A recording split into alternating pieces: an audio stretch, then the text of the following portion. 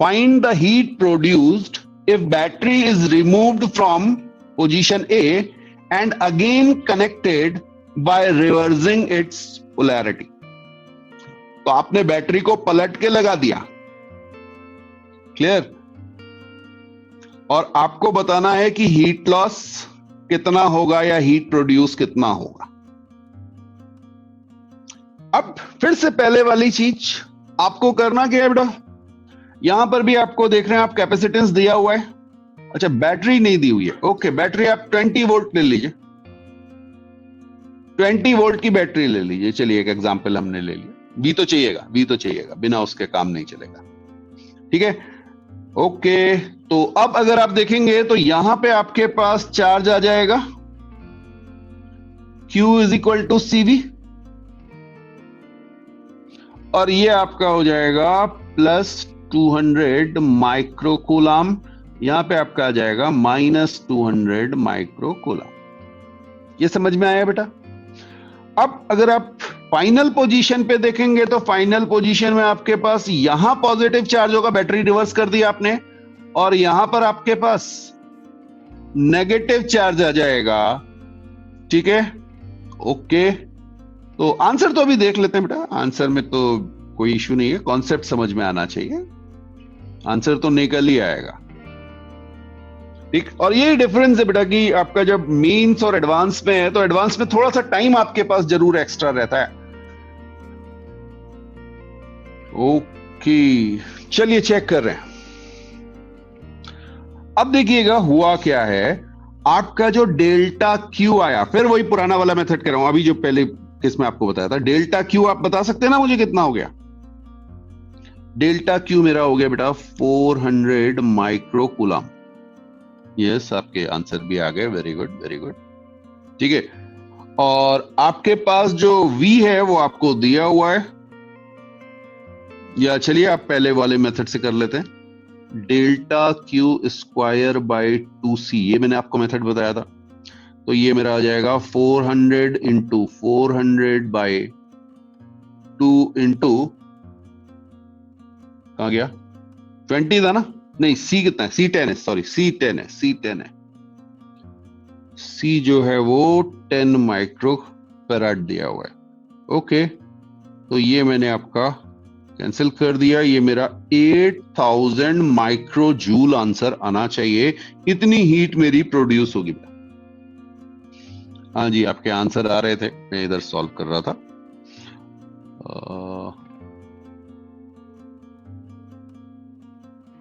Change in heat नहीं शिखर, change in charge जो है वो 400 माइक्रोकूलम का होगा, ठीक है। और delta Q square by 2C ये आपको फॉर्मूला यूज करना है, ठीक।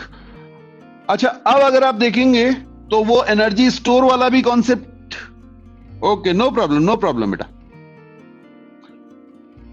अगर आप वो मेथड से करते थे जो मैंने अभी आपको बताया, H is equal to U initial plus work done by battery minus U final, तो U इनिशियल और U फाइनल क्योंकि सेम बैटरी लगी है वो दोनों बराबर हो जाएंगे, तो यहां से क्लियर है कि हमारी ये वैल्यूज कैंसिल हो जाएंगी, ओके। ये कोइंसिडेंस है कि पिछले वाले केस में और दोनों केस में UI U फाइनल दोनों कैंसिल हो गए, जरूरी नहीं ऐसा हो। पिछले वाले केस में अगर हम चार्ज अलग ले लेते तो वो बिल्कुल अलग हो जाता, या इसी में बाद में हम कोई और बैटरी लगा दें, ठीक है ना, तो ये ध्यान रखिएगा। तो वर्क डन बाय बैटरी क्या हो जाएगा, वर्क डन बाय बैटरी हो जाएगा जो चार्ज आपका मूव किया, that is 400 microcoulomb multiplied by 20 volt, तो ये हमारा आंसर आ गया 8000 micro joule, okay. So question है हमारे पास, एक इनफाइनाइट सीरीज में एक सर्किट दिया हुआ है, यहां पर अगर आप देखेंगे तो अभी तक जो हमने पहले क्वेश्चंस किए थे उसमें इनफाइनाइट सीरीज में हमारे पास सिमेट्री थी, कुछ आगे बिल्कुल सेम टाइप के सर्किट बनते थे। यहां पर देखिएगा ये C है, ये 2C है। अब अगर मैं इसे यहां से कट कर रहा हूं तो मुझे सेम चीज नहीं मिल रही, यहां मुझे मिल रहा है 2C 4C, यहां पे है 4C 8C, क्लियर। लेकिन हां कुछ तो दिख रहा है। थोड़ा इनलार्ज करके दिखा दूं आपको। तो सपोज अगर मैं यहां पर इसको सी इक्वलेंट एज्यूम कर लेता हूं, ओके, और मैं आपको एक टर्मिनल यहां पे दिखा रहा हूं, ये मेरा टर्मिनल है जहां पे मैं इसे कट लगाऊंगा, ठीक। तो कट लगने के बाद जो मुझे आगे सर्किट दिख रहा होगा उस पे मेरे पास 2C 4C, ठीक है। यहां पे मैं इसका नाम दे देता हूं आपको, EF नाम दे दिया मैंने। तो ये EF मेरे पास है, और ये यहां पे 4C और यहां 8C, और ये भी एक इनफाइनाइट सीरीज है। क्लियर? तो ये जो है मेरा बेटा वो 2C इक्वलेंट हो जाएगा। क्यों? बिकॉज हर कैपेसिटर को मैंने क्या कर दिया बेटा, पहले वाले केस से डबल कर दिया। तो अगर इनफाइनाइट सीरीज ऊपर वाले का C इक्वलेंट था, तो ये जो EF वाला पोर्शन बना इसका 2C इक्वलेंट हो जाएगा। This is known as multiplying factor. ये कितनों को समझ में आया? अगर ये समझ में आया तभी आगे चल पाएंगे।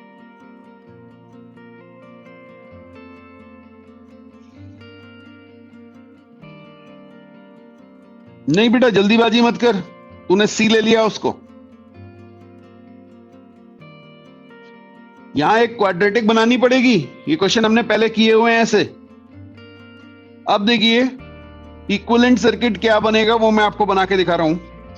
ये मेरा बनेगा बेटा कुछ ऐसा, यहां पे आएगा C, यहां पे आएगा 2C, और यहां पे आएगा 2C इक्विवेलेंट। ये है मेरा E और F टर्मिनल, ये समझ में आया? और ये है मेरा C इक्विवेलेंट। अब अगर आप देखेंगे तो ये दोनों तो किसमें हो गए? पैरेलल में। तो इसको मैं लिख सकता हूं 2C प्लस C इक्विवेलेंट, और ये सीरीज में है किसके साथ? C के साथ। ये समझ में आ गया तो आगे बढ़ूंगा बेटा। और ये किसके बराबर है? C इक्विवेलेंट के। हाँ जी,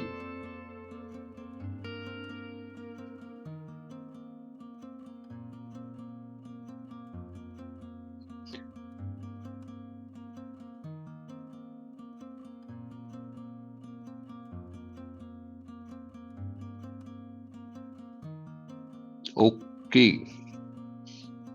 तो देखिए आगे कैसे चलेंगे।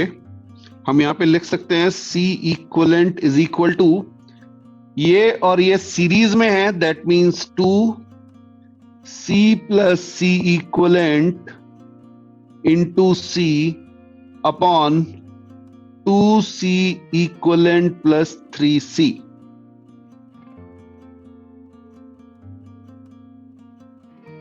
ठीक है, ये आपका आ गया C इक्विवेलेंट। अब आप देखेंगे तो ये आपकी 2C equivalent square plus 3CC equivalent is equal to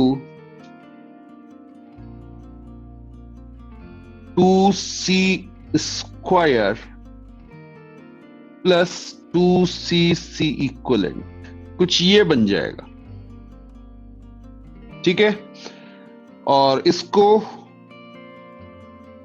2C equivalent square plus CC equivalent minus 2C square is equal to 0। ये मेरी क्वाड्रेटिक इक्वेशन आ गई। सीधा लगाइए, C इक्विवेलेंट आपका आ जाएगा। और यहां से आप अगर देखेंगे तो C इक्विवेलेंट की वैल्यू आ जाएगी -C plus minus under root C square plus 16C square by 2 into 2। Okay, ठीक है।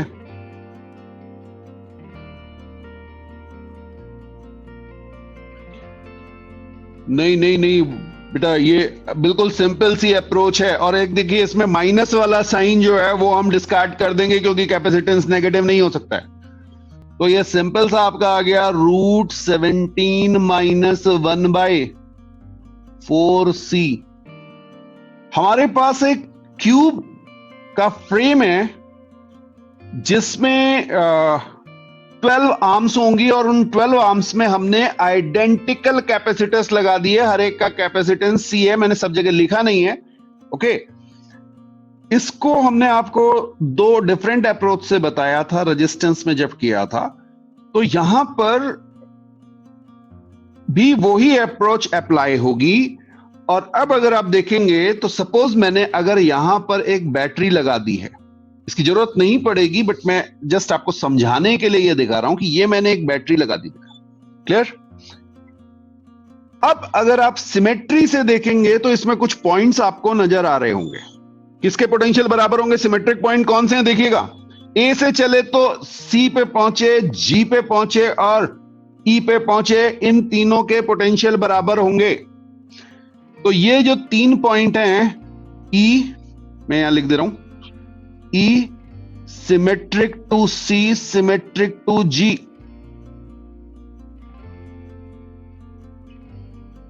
ओके, और अब अगर आप दूसरे एंड से देखेंगे तो दूसरे एंड से मैं डिफरेंट कलर यूज कर लेता हूं।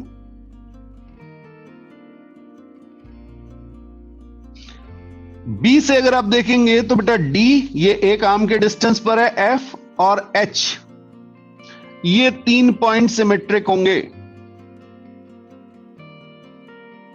हां ध्रुव सही आ गया आंसर। तो ये एच, डी और एफ सिमेट्रिक होंगे। क्लियर है? हां जी, बस अगर ये पॉइंट सिमेट्रिक है तो इन सब पॉइंट को जोड़ दो।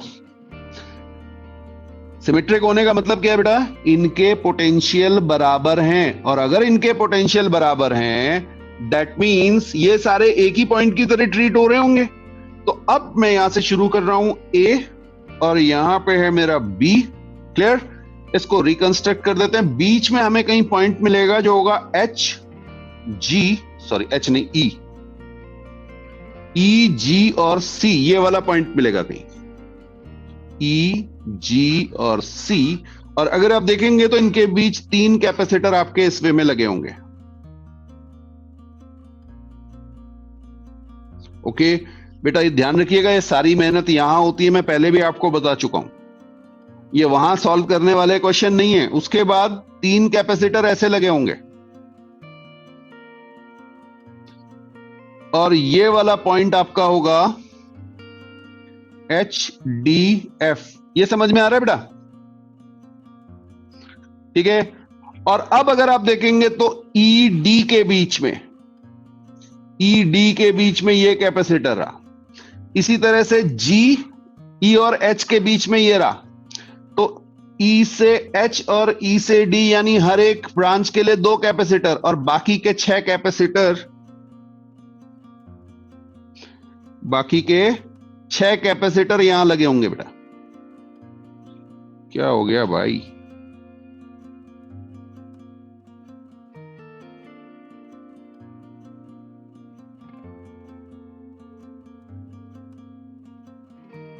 ओके, कुछ इस तरह का सर्किट बनेगा। ये तो ये 5 ही हुए, एक और बनाना पड़ेगा। ओके, ये बनेगा बेटा।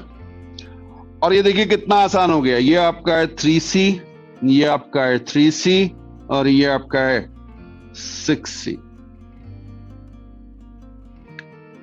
ठीक, तो अगर आप टोटल देखेंगे तो टोटल आपके पास 3A और E के बीच में, या ECG कह लीजिए, 6 कैपेसिटर्स हैं E और H के बीच में, और H और B के बीच में 3 कैपेसिटर। और इसको आप सॉल्व करेंगे तो आपका आ जाएगा 6C/5। ये आ रहा है आपका? हाँ, आंसर आपने भेज दिया था मुझे पहले ही। ठीक है, जिनको नहीं समझ में आया उनके लिए बता रहा हूं। अब अगर आपको याद हो तो बेटा रेजिस्टेंस में यही जो टर्म आया था वो 5R/6 आया था। बिल्कुल, अगर क्यूब वाले सिस्टम में हर आर्म में हम रेजिस्टेंस लगा दें R, तो वहां पर जो हमारा आंसर आया था वो 5R/6 आया था, यानी जो फ्रैक्शन है वो पलटता है, R और C को मत पलट देना। क्लियर? तो हमारा क्वेश्चन है बेटा, find the ratio of energy stored, total energy stored before and after insertion of dielectric slab of dielectric constant के ऑन C2। ठीक, तो जरा सी समझना कि क्वेश्चन क्या है। पहले आपको ये एनर्जी निकाल लेनी है। ठीक, तो यहां पर मैं आपकी केस 1 पहले देख रहे हैं, केस 1 पैरेलल का है। तो यहां पर आप मुझे बता सकते हैं जल्दी से यू इनिशियल क्या होगी इस कंडीशन में? This is initial condition, I am calling it I. हाँ जी, सीधा सीधा दिख रहा है बेटा, half C1 plus C2 V square. Parallel में बहुत आसान हो जाता है, मैंने पहले भी आपसे कहा था कि पैरेलल में चीजें बहुत आसान हो जाती हैं। तो half C1 plus C2 V square ये होगा। Very good, very good, very good. अब देखिए अगली कंडीशन में मैं यहीं पे आपको दिखा दे रहा हूं। आपने C2 में एक डाइइलेक्ट्रिक इंसर्ट कर देना है। ये मैंने C2 में डाइइलेक्ट्रिक इंसर्ट कर दिया और अब मैं इसे कह रहा हूं ये है मेरी फाइनल पोजीशन। क्लियर? तो जल्दी से मुझे बता दो भाई यू फाइनल क्या आ गया? Half C1 plus K C2 V square. Very good. और आपसे रेशियो पूछा गया था तो देख लीजिएगा you initial by you final है या you final by you initial है। आप इसको C1 plus C2 by C1 plus K C2। क्या ये आंसर आया?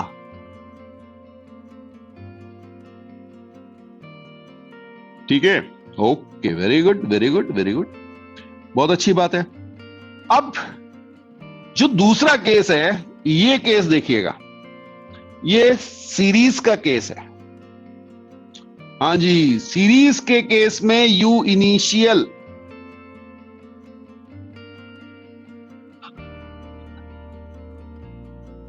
ये बहुत आसान था। पैरेलल वाला बहुत आसान होता है बेटा, फंसाता है सीरीज वाला। क्यों? क्योंकि सीरीज में बेटा अब आपका ये V1 V2 चेंज हो गया होगा। बिल्कुल सही बात है। ठीक है, तो आप यहां पर Q लिख लो। Q कितना आ जाएगा? C1 C2 upon C1 plus C2 into V। ये समझ में आया बेटा? ये इनिशियल की बात कर रहा हूं मैं अभी। चार्ज, ठीक है, और बिल्कुल सही बात है। अगर ये आपको मिल गया तो अब आप लिख लो हाफ एनर्जी जो मेरी हो जाएगी पहले वाले पे, half Q square by C1 plus half Q square by C2। Clear है?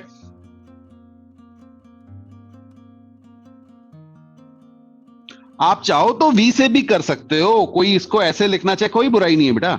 UI is equal to half, आप में से किसी ने कहा sir C1 C2 by C1 plus C2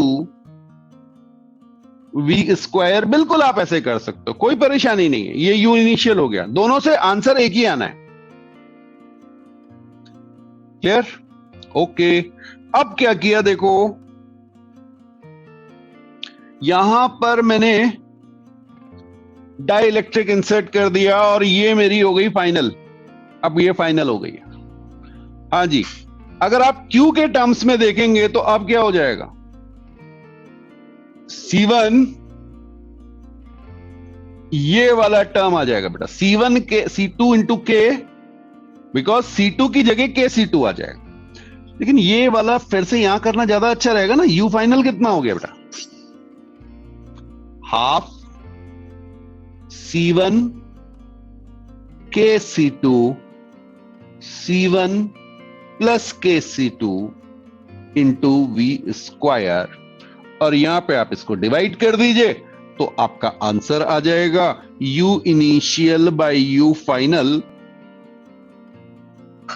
C1 plus K C2 upon के C1 प्लस C2। बिल्कुल सही बात है, ये आपका आंसर आ गया। तो आपको चार्ज पे जाने की जरूरत नहीं पड़ी क्योंकि चार्ज वाला आपको आंसर उससे भी एग्जैक्टली सेम आएगा बेटा, लेकिन हाँ स्टेप्स आपके बढ़ जाएंगे। तो थोड़ा सा ध्यान रखिएगा कि जब टोटल एनर्जी दी हो तो यार C इक्विवेलेंट निकालो और हाफ CV स्क्वायर रख दो।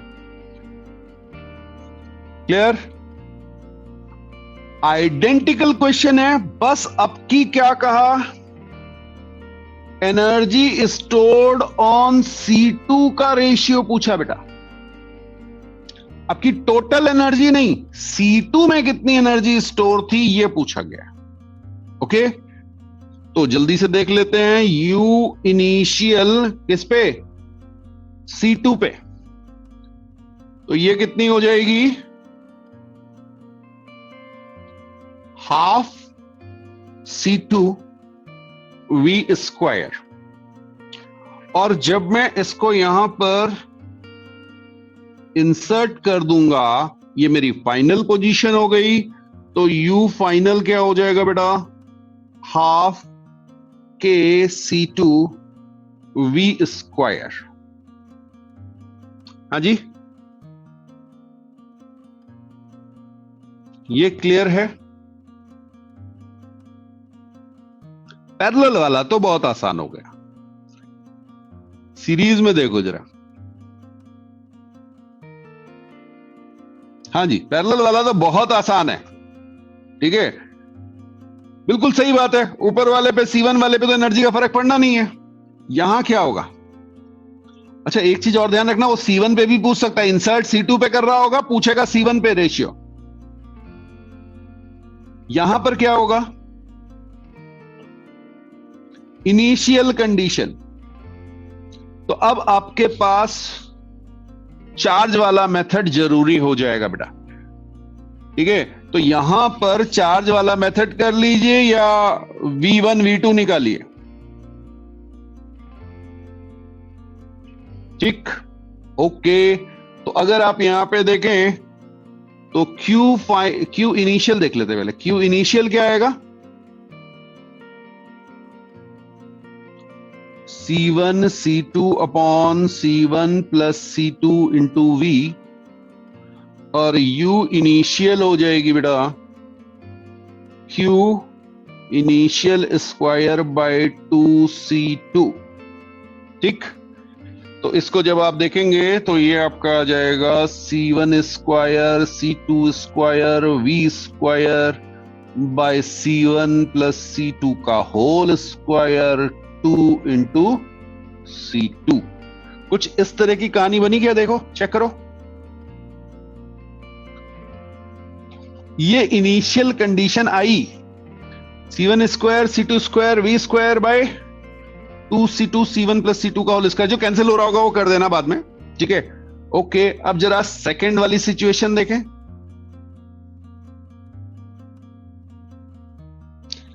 U फाइनल क्या आएगा जी,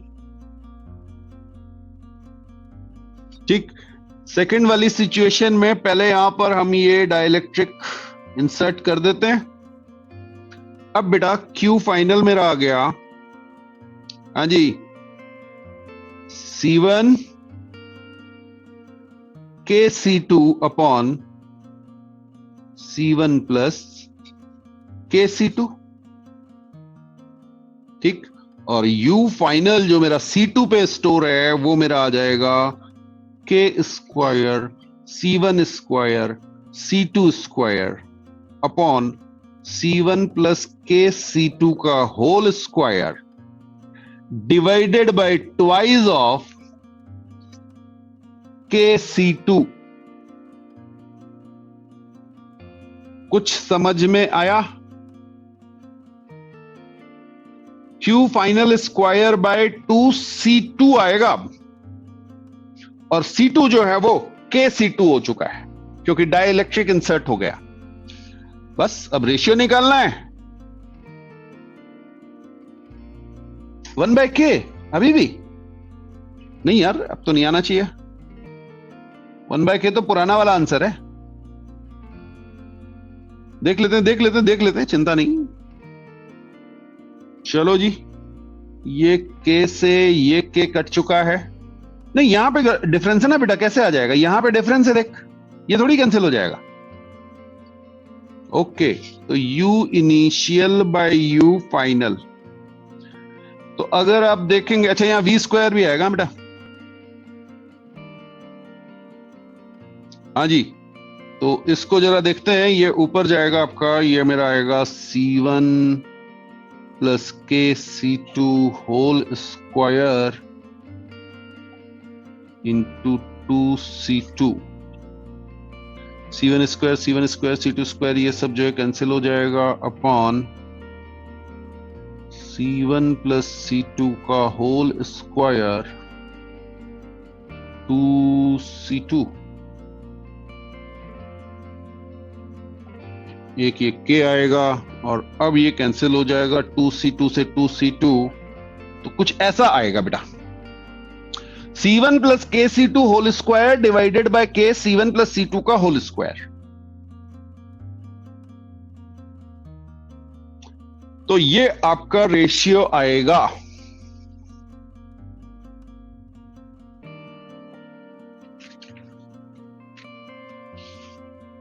ठीक है जी, okay okay, good good good, ये आंसर आ गया। क्वेश्चन है कि आपके पास दो कैपेसिटर पैरेलल में कनेक्ट किए गए थे, दोनों में चार्ज Q0 था।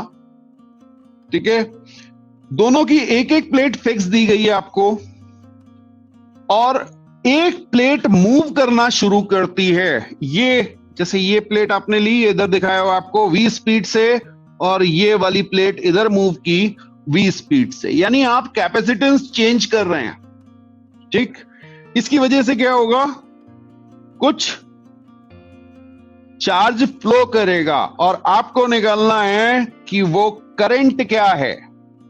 फाइंड द करंट, चार्ज का रेट क्या होगा अगर इसकी प्लेट की स्पीड आपको दी हुई है, दोनों की स्पीड v दी हुई है बेटा। ओके, तो जरा सी इसको देखते हैं कि ये किस तरह से सॉल्व किया जाएगा। ओके, तो इनिशियल आपको पता है कि Q0 चार्ज था। अब हम एक बात करते हैं कि मान लीजिए t टाइम के बाद इस पे कुछ चार्ज हो गया, let's say call it Q1, और इस पे कुछ चार्ज हो गया Q2।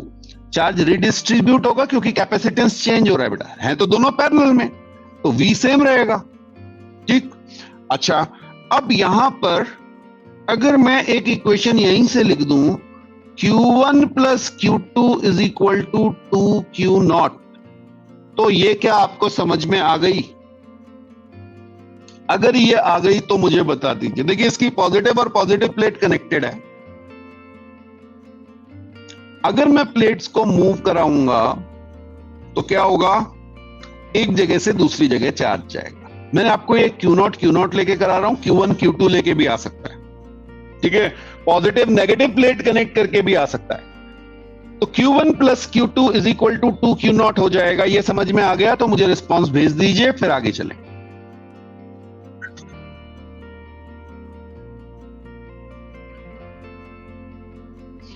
Okay, good good good. अब देखिए क्या होगा, थोड़े टाइम के बाद अगर आप देखेंगे तो सपोज इसका इनिशियल गैप जो था वो d था। ठीक है, मैं थोड़ा सा आपको इसको इलाज करके दिखा रहा हूं। हाँ जी, तो इसका कैपेसिटेंस जो था C, वो आ जाएगा A epsilon not by D। ये इनिशियली था बेटा।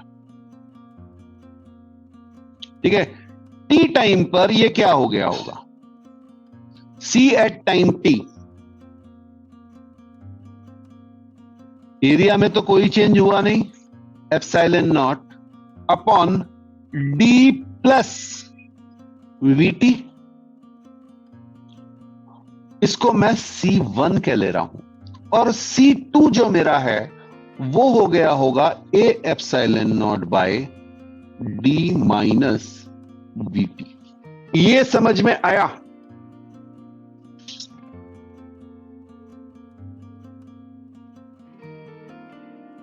टी टाइम के बाद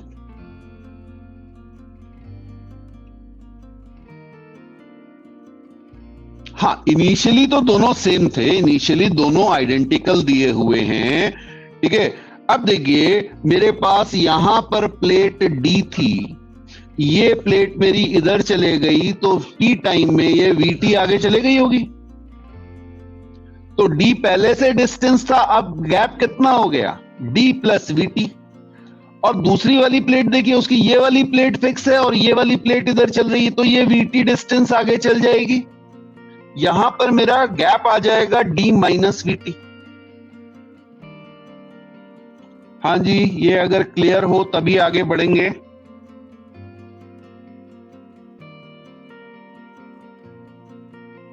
चलिए जी, अब बड़ी इंटरेस्टिंग सी चीज आ गई बेटा। पोटेंशियल क्या था? सेम। तो मैं यहां पे कह सकता हूं कि Q1 is equal to C1V, common कह लेते हैं, पोटेंशियल निकालने की जरूरत ही नहीं है। Q2 is equal to C2V common, ऐसे कह सकते हैं। ओके, चलिए जी, बहुत बढ़िया बात है अगर आपने ऐसा कह दिया तो। Q1 by Q2 is equal to C1 by C2, ठीक है। ओके, अब देखिए मैं क्या कर रहा हूं, इस इक्वेशन में मेरे पास दो वेरिएबल थे Q1 और Q2, मैं इसे सिंगल वेरिएबल की इक्वेशन बना देता हूं और ये मेरा आ जाएगा Q1, हाँ जी, प्लस Q2, Q2 कितना है? Q1 C2 by C1 is equal to 2Q0, ये लिख सकता हूं बेटा।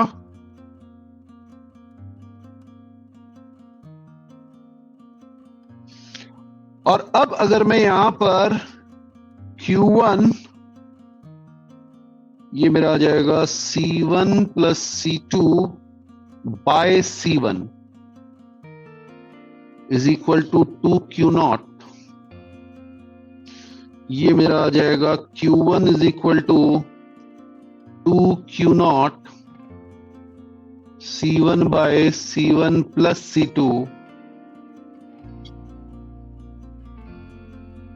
ठीक है बेटा।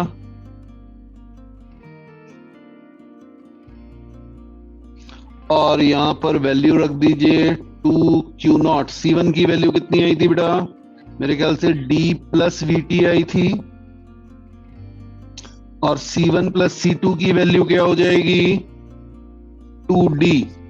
चेक कीजिए क्या ये होगा?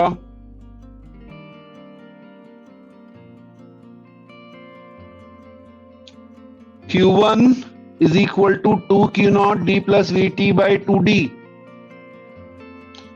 और अब अगर आप देखेंगे तो यहां से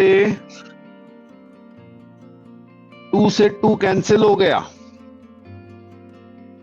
क्लियर? अब बेटा dQ1, एक तो चार्ज पूछा जा सकता है टी टाइम के बाद, वो इस तरह से आ जाएगा, या आप dQ1 बाई dt कर लीजिए, यही क्या है मेरी करंट। और जब आप इसे करेंगे तो आप देखेंगे कि ये आपका आ जाएगा Q0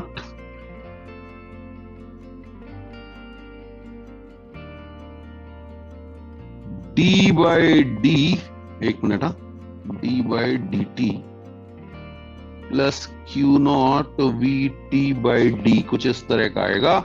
और ये तो आपका कांस्टेंट टर्म है, तो जब आप इसे डिफरेंशिएट करेंगे तो देखिए ये क्या आ जाएगा, Q0 V बाई डी आ जाना चाहिए, Q0 V बाई डी, ये मेरी करंट आ जाएगी।